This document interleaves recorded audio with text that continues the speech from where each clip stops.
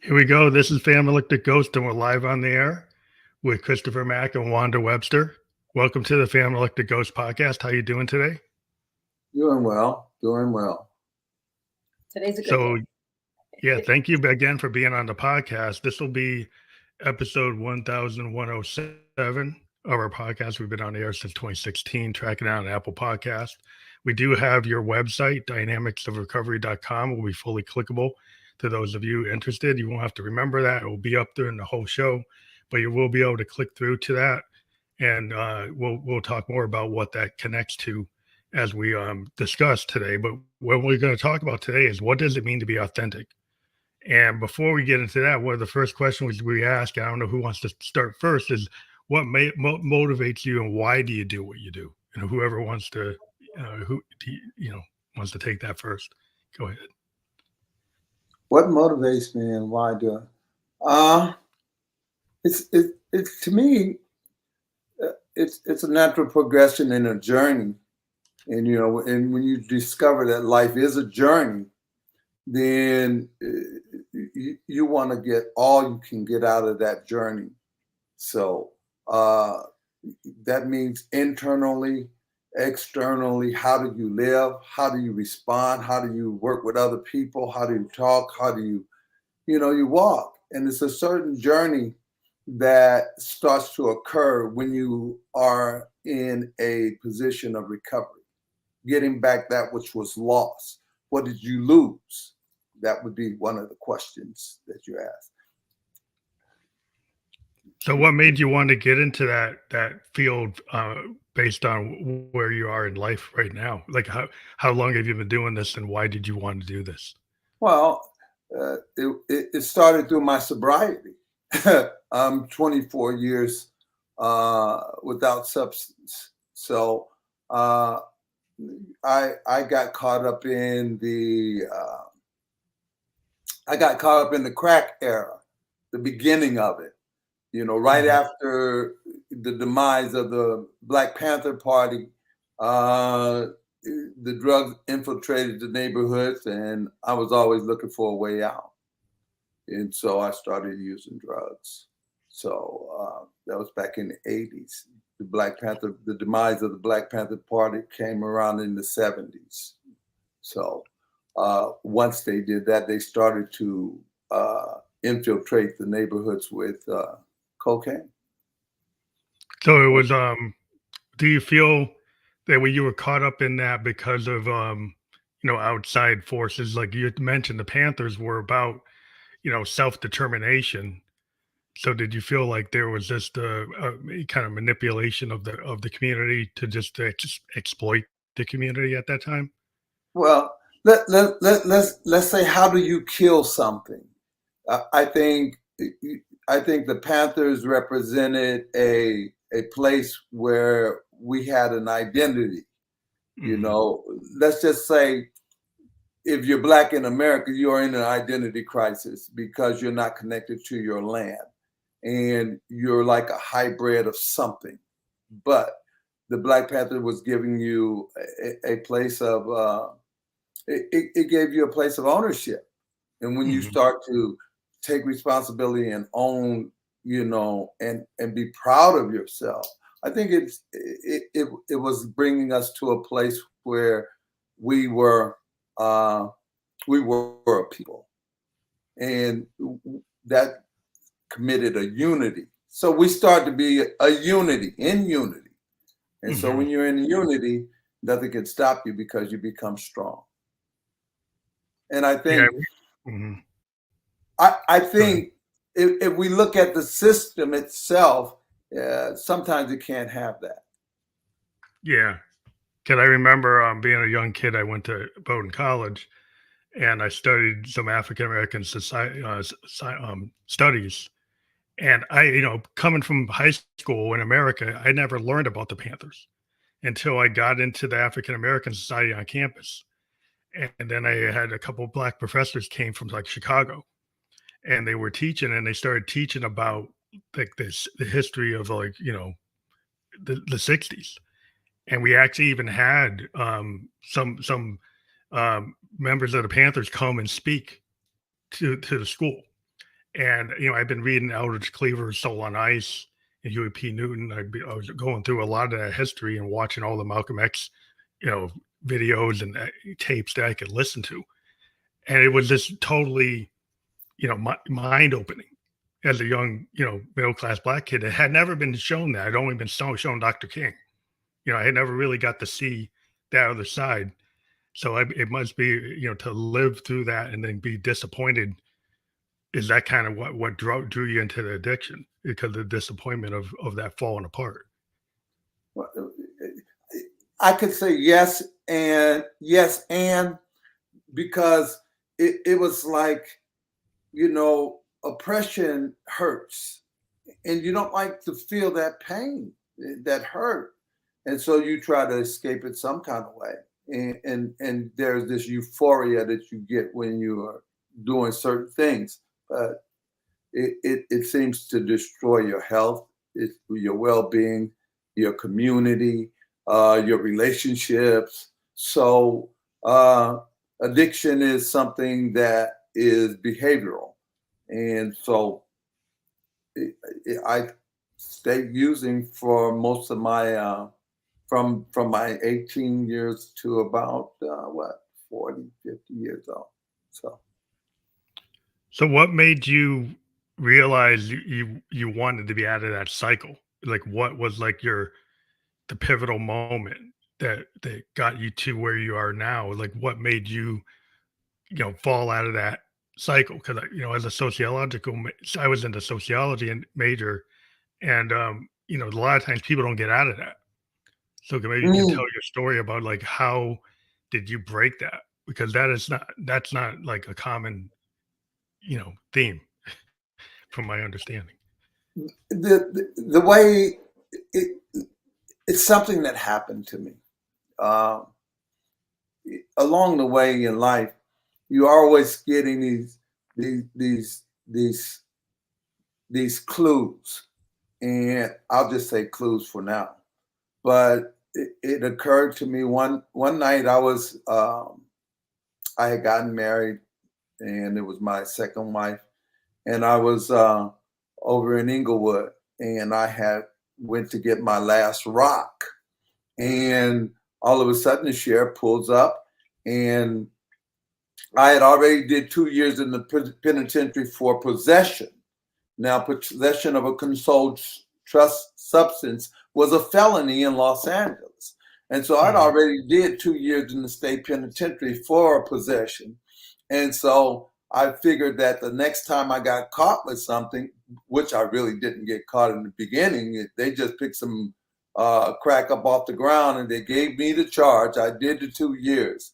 So here I was in Inglewood, and I had this rock in my glove. And all of a sudden, I'm standing there, and I got to tell you, honestly, I wish I was dead at that point. I said, but I couldn't commit suicide. So I said, wow. I said, I'm going to go to prison for 5 years. And then the next thought that invaded me was, says, you won't see one day in the state penitentiary. And I said, well, how is this possible? So I tried to cooperate. And that night, I was taken to the substation, and then I was transferred to the county jail. And all of a sudden, they called me up for release. And then they said to me, you can do a recovery program. You can go into a home like Rena B. And that was a recovery program. And I said, okay. And so I went into the recovery program, and that was in the year 2000, September the 22nd. And that was the end of my drug affiliations right there. And so as I was in there for those years, I was uh, introduced to the program of Alcoholics Anonymous. Now, that is a 12-step program that if you follow from the first step to the 12th step, they said that you were going to be able to live a new life, a different life. You're going to be happy, joyous, and free. Not just free from substance, but free from other things in your life. And so for the first step is honesty. And so that's when I started this journey to recovery. So do you find that kind of self analysis a lot of people talk about the looking glass self ideas, like when you actually take on your personal demons and you actually admit, because a lot of times what happens is people will never, admit when they're in that kind of cycle, and then they can't get out of it if you don't start to identify like why you might have imposter syndrome, why you have self hate, why you're in it. That if you don't take some level of responsibility for your own position and start to understand, those things, that then you just continue to be in that cycle and you never get out of it. So what made you feel like be so successful in that? What do you think was the thing that made you like survive that? The idea of honesty. I have to tell you, the first step is that we admitted our lives was unmanageable. So there was this honesty. It was my life that was unmanageable, and so I had to be honest with myself, which means, to thine own self be true, and you won't be false to anybody. So I started to practice this honesty, and the honesty. At one point, I wouldn't even cross the street if it was on a red light. That's how deep the honesty was for me. I wanted to be honest. And I also wanted to know some truth about me. And so one of the things about Alcoholics Anonymous is that fourth step when you start to examine yourself. And so when you start to examine yourself, you take responsibility for everything. It doesn't matter if somebody did something to you. The reaction of what you do after somebody did something to you is your responsibility. Yeah, So, you know your triggers. Like you start to know your triggers and you start to understand that you don't have to go off the cuff. You don't have to go 0 to 100. You can find ways to be, in this life without, making those false moves or those bad decisions. But it's interesting. What I find is like I tend to do a lot of Eastern philosophy because I'm a Buddhist, but the idea of law of attraction. So did you find it hard to change the people who were around you as you evolved, or you were able to kind of handle, past relationships, or did you move into new circles? uh, first of all, you have to move into new circles because you're not in a lifestyle. You understand drug use, and it's a lifestyle. It's not something that you just go and use in isolation. It's still a lifestyle. And yeah, the whole life, everything changes. That lifestyle changed. And so I didn't hang around people. I went to bed. I got up. I ate food. I did things that I didn't do while I was, under the taskmasters of drugs or that lifestyle. I didn't hang out with people who did things that were dishonest Mhm. or, and so the self-examination was the real important part. How did I see myself? What did I feel about myself? And how did I work on myself? And that was the work. It wasn't what somebody thinks about me is none of my business. What I think about myself is the most important thing that I could do for myself. Do you have any issues like with overcoming shame or guilt, or did you like just work through that? See, that's when you do that, when you do a thorough examination of yourself. You know, it's like it used to say, I'm trying to save myself when my ass is on fire, but I'm trying to save my face. I'm not going to be in that position. If my ass is on fire, put it out. Yeah. I don't feel shame or guilt for nothing. My Mhm. ass is on fire. So Yeah, you gotta yeah, deal with what's in the moment at hand. Uh, and honesty it's helps you do that. Honesty yeah, helps being you do that. authentic. Yeah. Being authentic. Like I find today it's so hard to be authentic. Um, because we have all this social media, right? And when you see somebody out there, it's like, is that them or is that the Photoshop them? And what they saying, is that the AI or is that their own voice? Right? Like I don't know what I see is what I can trust until I actually meet somebody. And when you meet people, people have masks. So there's a whole nother level. But there's a tendency if you're kind of an authentic person, you can kind of you feel people's vibes.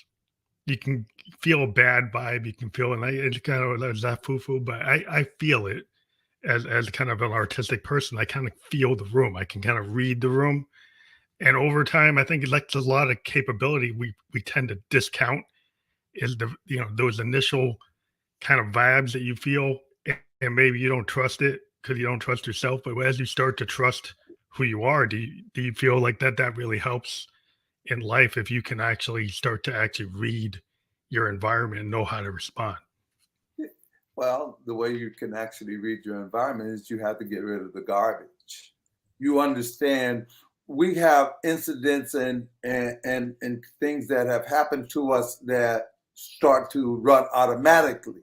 And see, that's where the dynamics of recovery occurs, is because once you start to clean up something, it does not hold you hostage and take Mm. advantage of you. See, if I did something and that experience is sending out signals to me, then I'm an automatron. I'm operating off of something that happened to me 15 years ago, 10 years ago.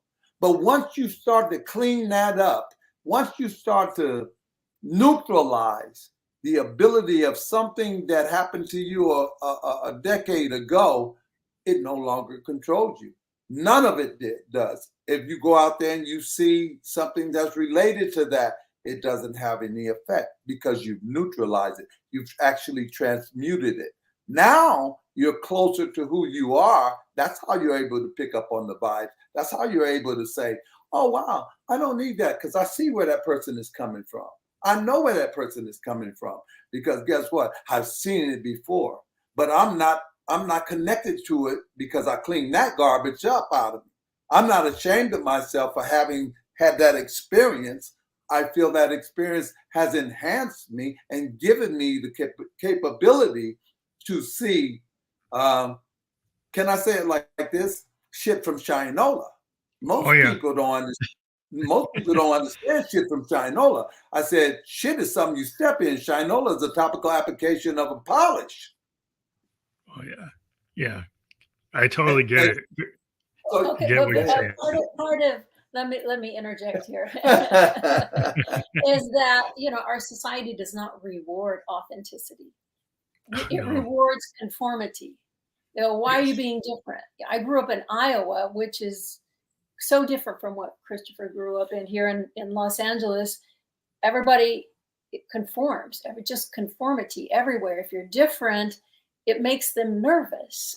Okay. Yeah. But part Yeah. of this, our program is really about, we talk about honesty. It's about, we all have a dark side.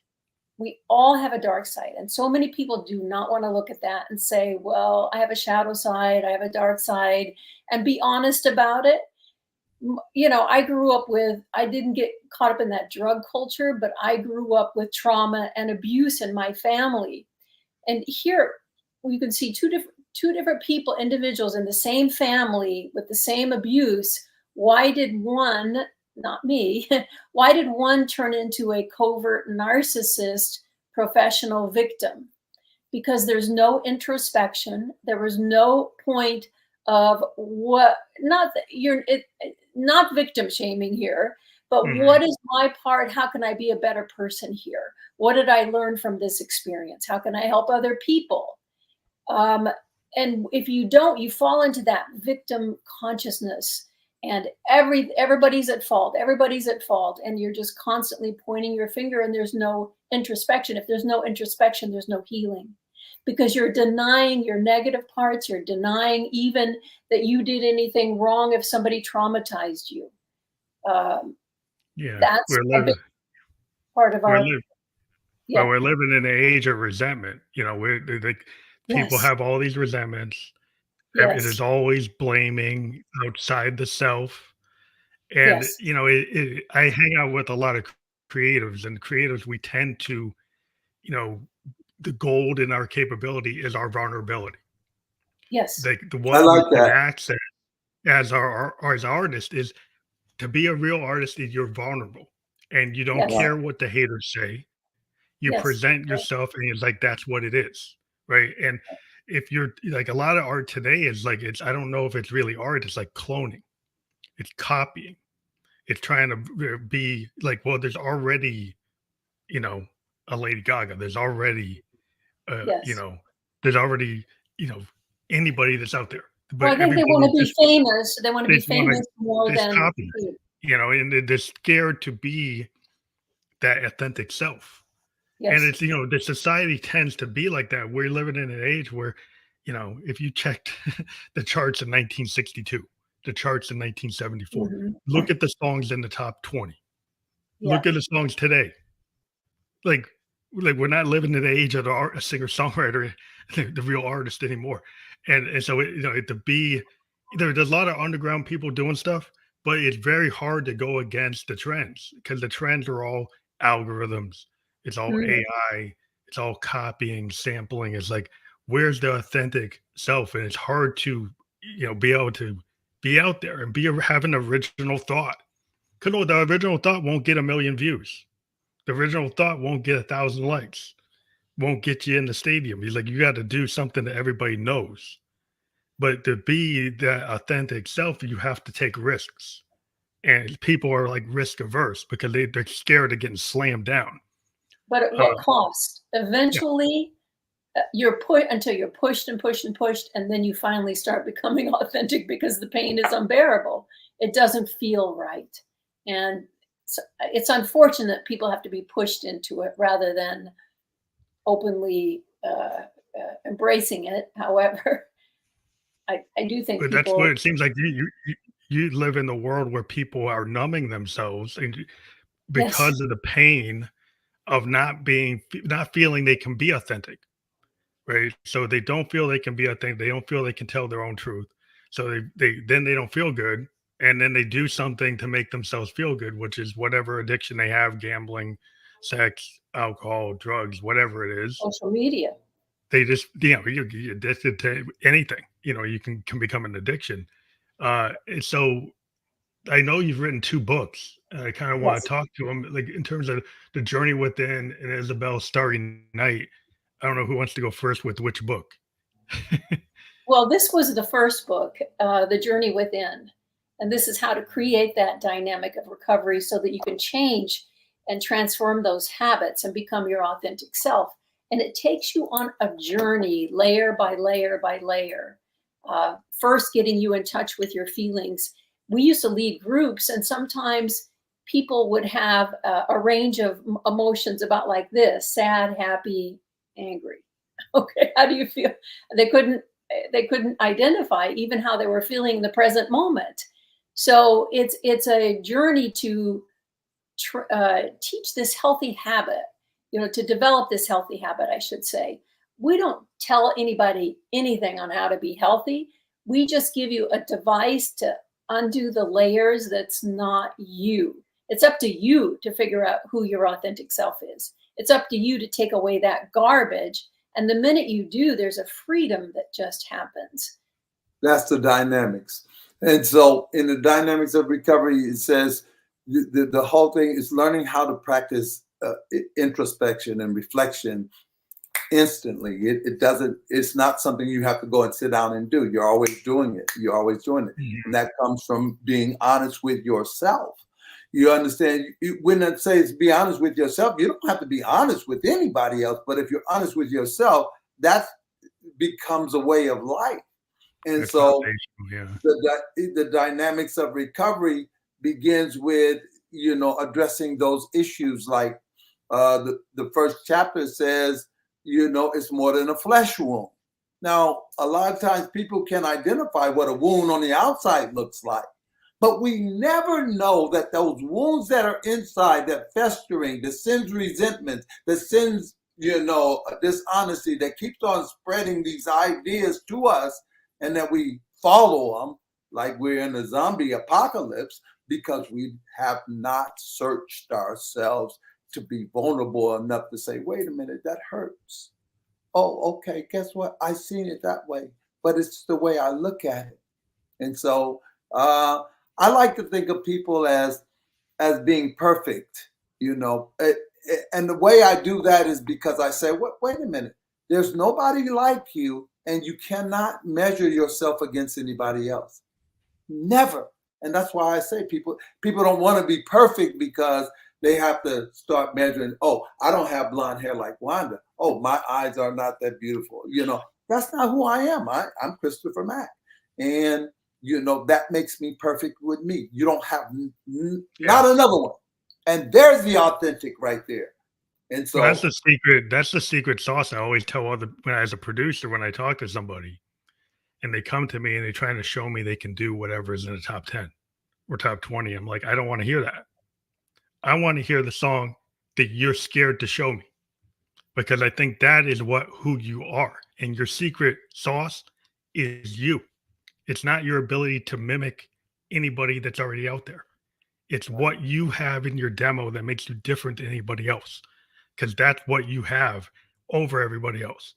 And if you ever checked anybody who's been like super popular or like, you know, part of the canon of like music or art, is the person who actually found that authentic self and presented it.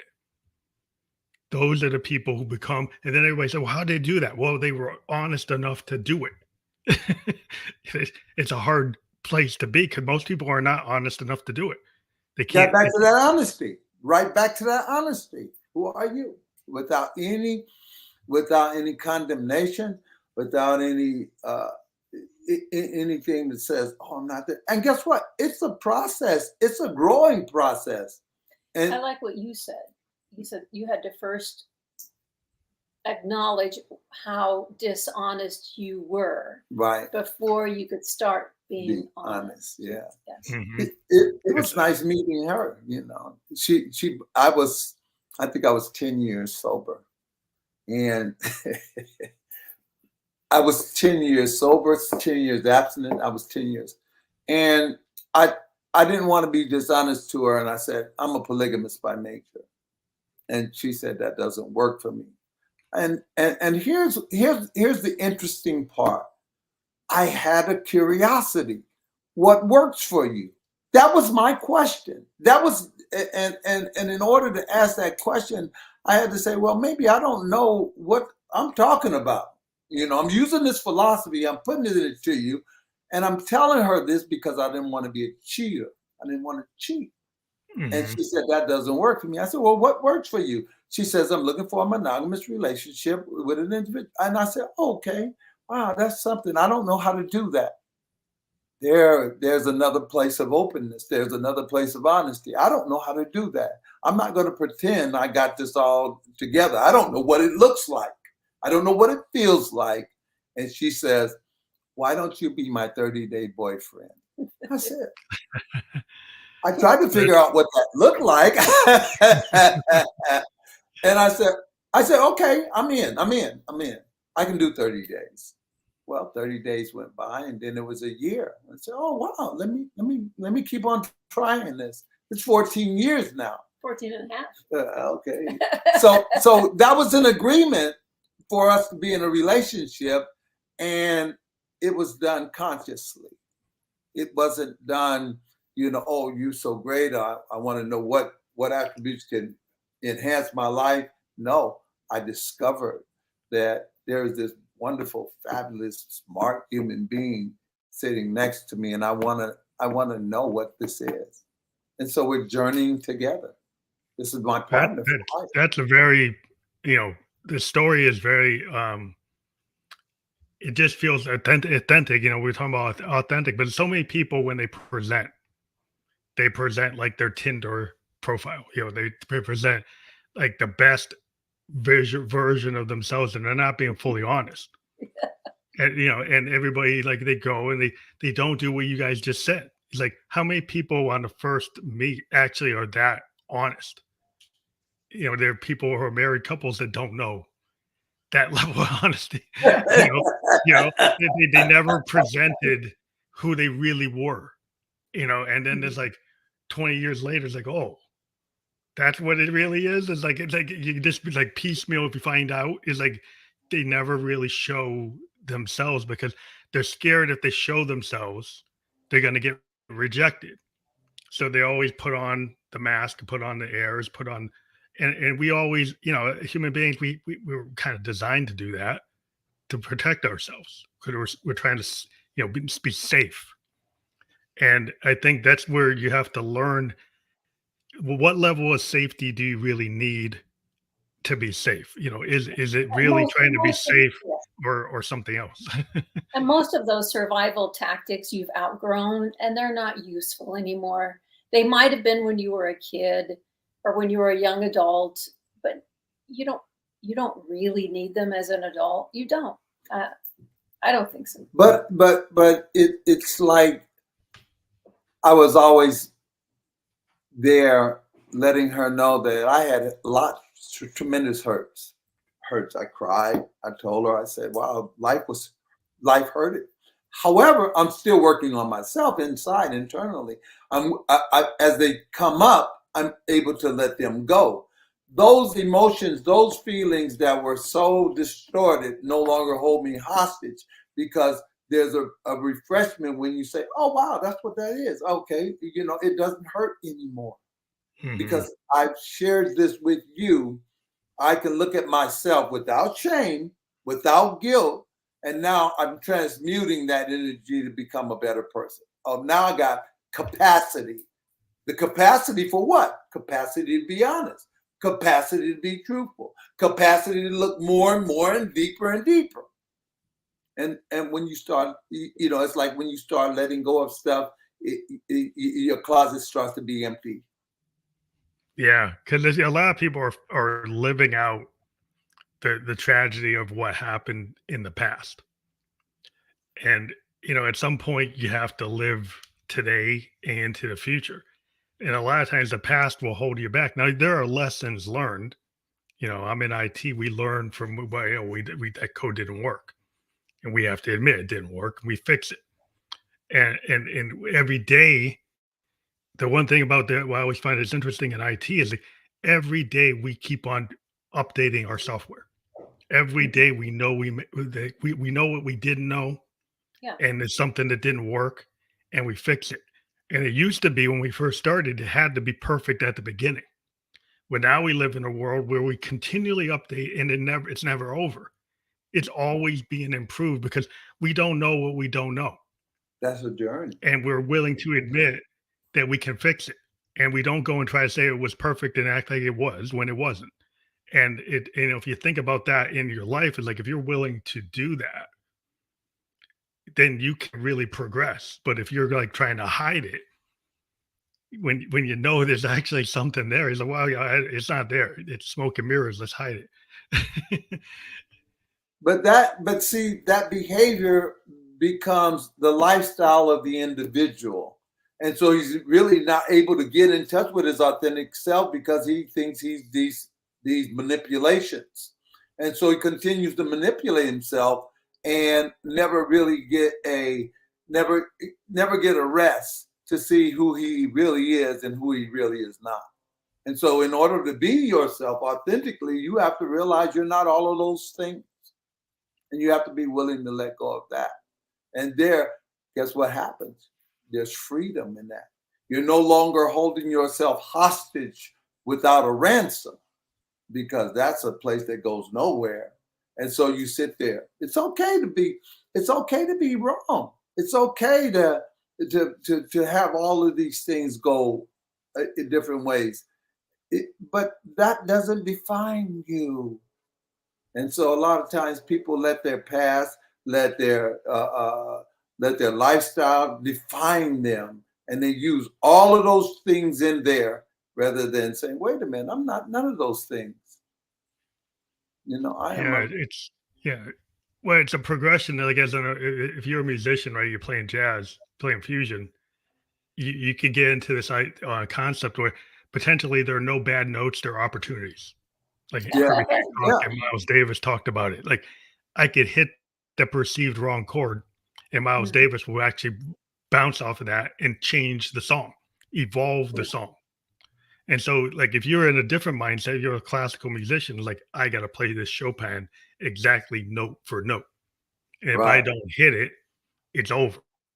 I wrecked the composition. Versus if you're Sun Ra or if you're John Coltrane, you're gonna go wherever you felt that night and you feel it. And you just that's what the song is gonna evolve. You're gonna evolve the song, and there's no perceived bad note. There's opportunities, and you learn from those opportunities, and it's not like failures. Each attempt to try to get to that is just a step on the rung to get into that place that you are now. That's a wholesome that's a wholesome approach. It's healthy.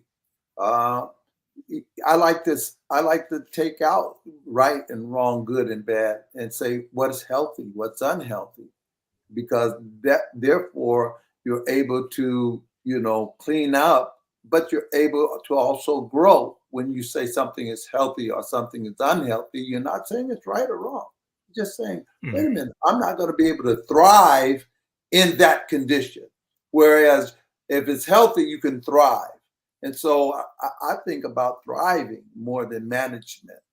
And Yeah. I would rather thrive, which is what I see every day. I work downtown on Skid Row. So I'm down in the most oppressed, the most one of the hardest places in society where people hurt every day. When I first got down there in 2003, I cried every day because I seen the people and I said, wow, what's going to happen to the people? One of the things I realized that when I was asking that question, I was left with this from the Spirit: leave a man with his dignity. If a man can, just help him, give him opportunities, open the way for him. Don't keep saying how sick he is, but start giving him opportunities to get healthier and healthier and healthier. And pretty soon that man stands on his own. So I used to see the condition as the elephant graveyard until one day I was walking, I realized this is the rise of the phoenix. I said, man has to go down into the ashes of his former self and utterly destroy that and come up a new bird with resilience. One of the greatest characteristics of mankind is resilience, the ability to come back from anything, but not just come back, but be a new creature within himself. Yeah, transformed like the phoenix. Yeah, the whole idea of the phoenix that transforms is a Right. transmutation. Yeah, That's that's what the dynamics of recovery is about. It's about transmuting and transforming. You don't get rid of anything. You use all of it. yeah. Everything that's ever happened to me is useful. Well, that's why I think I don't know if there's enough empathy or understanding today, because there's a lot of judgment going on for people that are in certain positions in society. And it seems like maybe in the past there was more understanding, but now there's like, oh, if you don't meet certain criteria, or if you're thought to be on this social level, there's no opportunity at all, because you've got to have A, B, C, D, all these things, right? And if you don't hit those things, it's like you're not worthy of even acknowledgement. And it seems to be so wrongheaded, but it seems like a backslide in terms of people don't, they just want to move homeless people. My town, there was a homeless tent city by this like by the bus station. So the government decided they're going to go just clean up the homeless city, and they hired some company to come in and clean them up. They had no program to move the people into any kind of help. They just looked at the physical tent city and wanted to clean it up. So they went and spent all this money to clean it up, and then they moved them out. And guess what? A The couple weeks dice later, broke they're in all back. another area. Well, they all came back to the same area. So I guess you guys didn't really solve the problem, did you? Because they No. didn't really understand it.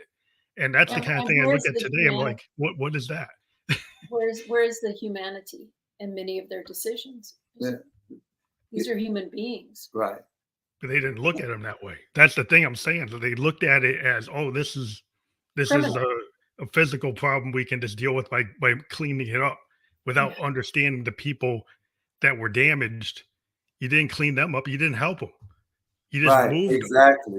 exactly. Which is one of the things that you see. I went to the conference just recently where everybody from across the nation is talking about, the condition. And one of the things that I found out was I said, there is no individual assessment so that you can help the person to change his life. If you don't assess the person, who are you helping? And what are you helping that person with? If you find out what is your strengths, your weaknesses, and your limitations, you might be able to give that guy a solution for his own life. Then he might be able to do better. However, we don't look at homelessness as being a social economic condition, but it is. And when you start to label somebody other than what they are, we're human beings, you start to create a chasm. And so I'm this, and those people, Yeah, it's that's like how a you caste. lose your empathy. Yeah, it's like a caste. It's like we've started to accept a caste of people that are untouchable by society. They're not redeemable in certain people's minds because the way you get, oh, I can just move these people and clean up and not actually provide any solution to anybody's individual issues and think the problem is just going to magically go away because you cleaned up the tents. Right, Um, exactly. So right? Los Angeles has been dealing with that for 50 years.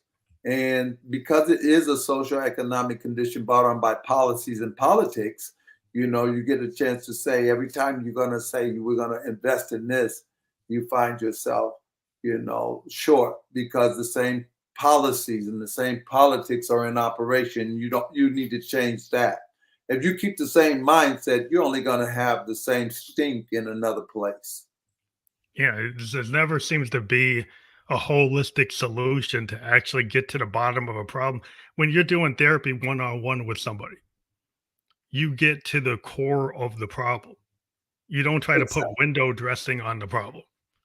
Or Right. maybe you do if you're a certain type of there, you just give them a pill, right? And you don't really solve the problem. Right. So that's not really going to solve it if you don't actually do the work. Right. And that's why I keep proposing. I says you have to have an assessment of the individual so that he can, overcome his whatever put him there. Whatever got somebody in a place, they need to tell their story in order to get out of the place. And they need to find the right solution for the individual because most of the people are reacting to the condition. When you react to something, you're not necessarily solving it, you're just reacting to it. So, Yeah, so reactionary. Not a lot of preventative things. I mean, we can get into medicine. I mean, medicine is very reactionary. right, So a lot of people are going to people like yourselves because if you go to the, you know, doctors, it's all kind of it's not preventative. They're not trying to. They're just like, oh, let's just put you into something they can understand with the pharmaceuticals or procedures or things that they can understand from the way they've been trained. But the humanism of actually talking, we're like, oh, well, we're beyond that. We've got pills, we've got tech, we got biochemistry. And they've like, well, okay, maybe you've advanced with this biochemistry, but people have to be talked to, and that seems to be lost, like a lost art. well, because listen, what I talk about is that for a healthy relationship, there must be 5 C's: commitment, communications, cooperation, consideration, and compromise. Those are 5 C's that are dynamic, they're not linear. And so if you're operating off of those 5 C's, you have a healthy relationship because at any given moment, a C can be there. Sometimes if we don't consider what's going on, we can never come up with a compromise. And it also says that communication suffers. And then if communication suffers, who are you cooperating with? But if you start with the first one, I'm committed. And I'm committed to myself. I'm committed to myself being better at anything, anytime, any place. Even if it's the crappiest thing, I take responsibility for it. But that's the commitment I have to myself. And then I also communicate that wasn't the right thing to do. And then I said, well, what is the right thing? And I'm able to cooperate and do it. And then I said, consider, hey, man, I got this wrong. Sometimes I have to go to her and say, I got it wrong. Hey, But so, you have to start with yourself before you can help anybody else. It's kind of like the old, story. Like how are you going to actually be able to, pay it forward if you can't be whole within yourself? Right. So I think some folks, they make that mistake, when they become somebody that's like, they're too much giving and they never give of themselves. Then they get resentful and then they wonder why they're prickly and nobody wants to talk to them. It's like, well, because you haven't really dealt with your own issues. I'm glad that in our relationship, there was this time when I said, okay, there are certain things that we've agreed not to do with one another, to be harsh or to, be unforgiving to one another. And it's like, if she hurt my feelings, that was in the beginning, because now it's just an automatic thing. We just kind of like respect each other mutually. And I could go to her and I say, well, I feel some kind of way.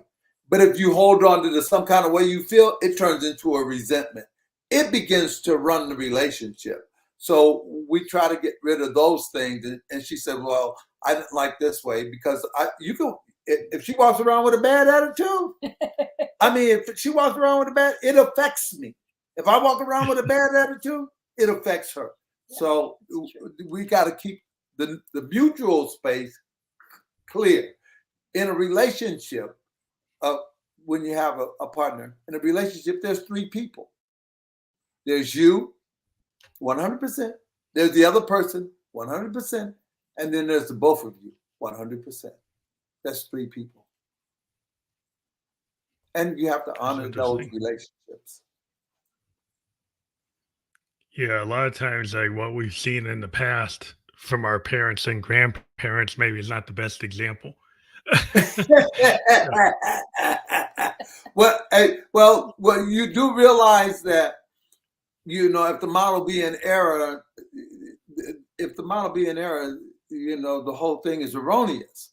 And a lot of the things that we were told, look, the stork bringing the baby. This is really the fantasy of how we grew up on this planet, really. The stork is bringing the baby and stuff. And so that's just an example of how we are taught in this world. Well, not everybody, but a lot of us taught the kind of rosy scenario or the fairy tale, and then you have the idealized visions. And so people have these like idealized, I'm going to be, at this ivory tower image, and then like if anything's less than that, they get disappointed. If they're not really shown, well, the stork isn't bringing the baby. Like your mom's going to the hospital. That's where the baby's being delivered. That's what it is. It's a real situation, and maybe it's a little more intense than you want to deal with, but that's what it is. And the problem is that so many people trying to obfuscate reality with their version of reality. And you're like, well, why is that their approved version of reality? And then you start to question, and then like you could be on the outs, but like it's good to kind of have your own critical thinking to start saying, why is it like that? Like, and when does Santa Claus? Does it still have to be that way?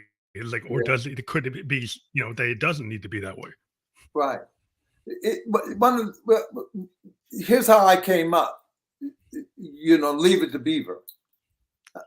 Here I am, a black man in America, and this is when I started to get sober. June Cleaver. Here I am. Wait a minute. This is what I've seen on TV. This is the image. How am I going to get there? How am I ever going to be Leave It to Beaver? And that was I could never be that. And I Brady Bunch for me. Like, how am I ever going to get to that? How can I ever be Leave It to Beaver? And so, I had to clean up that resentment. because I had to be honest that, hey, I didn't like that. I said, here I used to sit and watch Leave It to Beaver, and I would think it was the best thing. In the meantime, my mother's on the county and my dad is not home. Wow, I couldn't get there. And so those are the things I had to live with. But when I started to recover, I was able to talk about my life honestly. The things that hurt, the things that uh, I talked about so many different things. I never really was able to appreciate the things that were nice. And then I found that now I can find those things within myself. I can find those things and sit down and enjoy that. That was a healthy outcome. That was a good thing. That was a good. So I had to get rid of the trash, the garbage.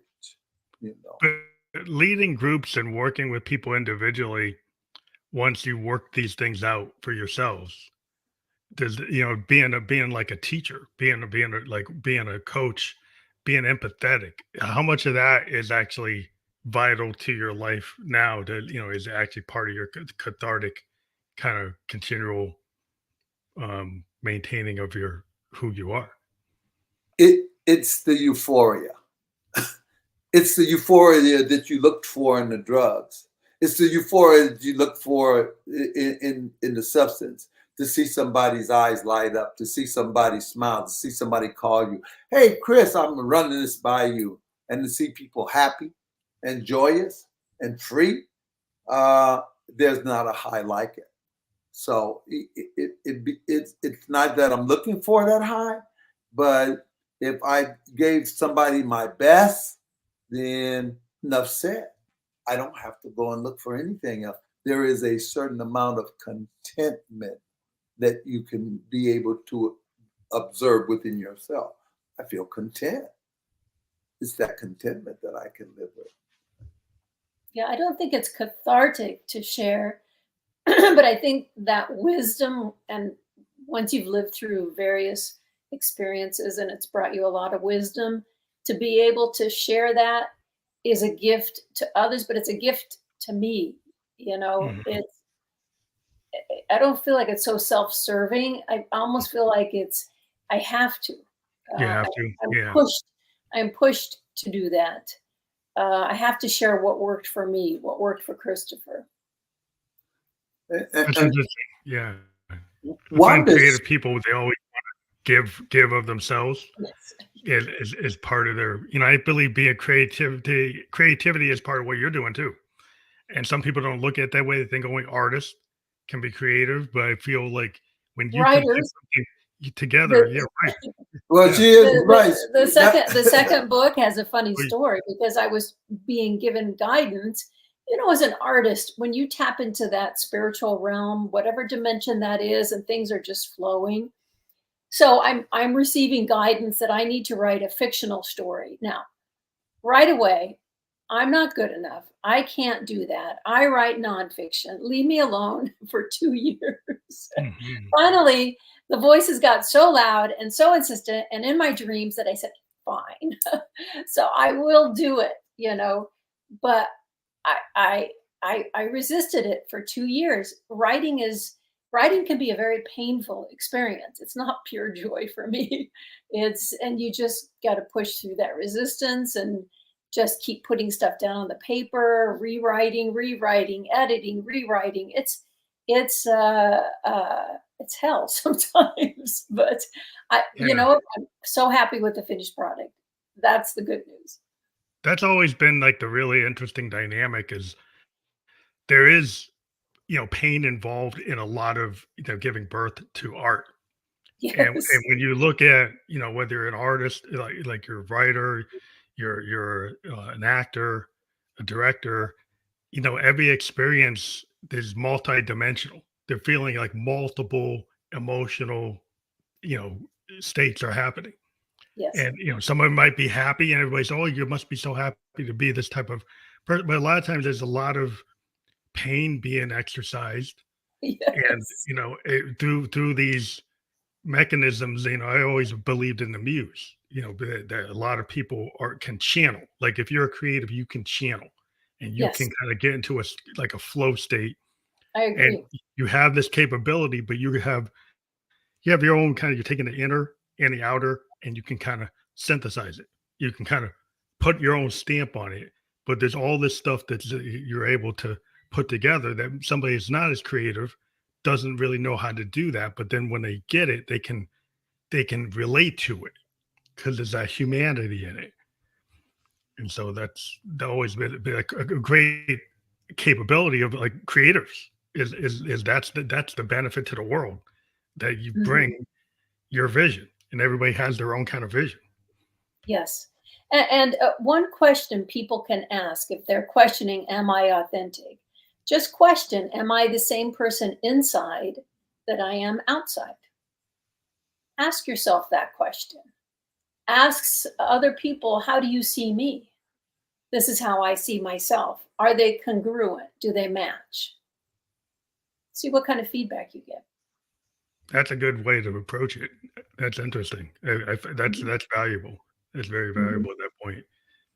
But I know we actually have gone almost to the hour, and I know we were going to go a little shorter. But I do thank you for being on the show. It's always great to have everybody on here, uh, Thank you. pointing out their life experience. But again, I didn't mention like what happens if people click on dynamicsofrecovery.com. Can you kind of tell people what happens if they click on your URL? Well, that's our website. You have access to our books, some YouTube videos. We actually have cards available to help you with those questions.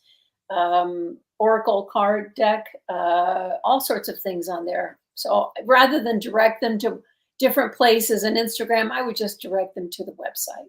And they can also, in the Dynamics of Recovery, they can download the first chapter. Yes, if they go to the website. You said it's more than a flesh wound, Mhm.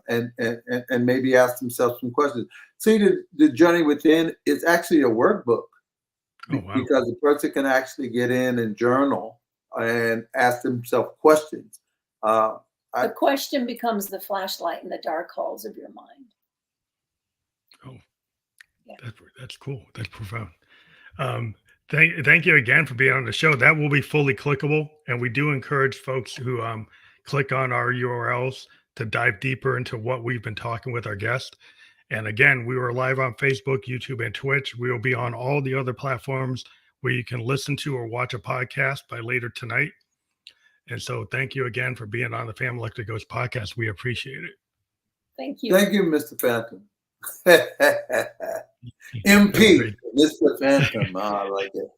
You're the MP, huh? Thank, The Prime Minister. All right. thank you very Yeah, much. I really enjoy. I really enjoyed you. So thank you. Thank That's you. it. Diving deeper. The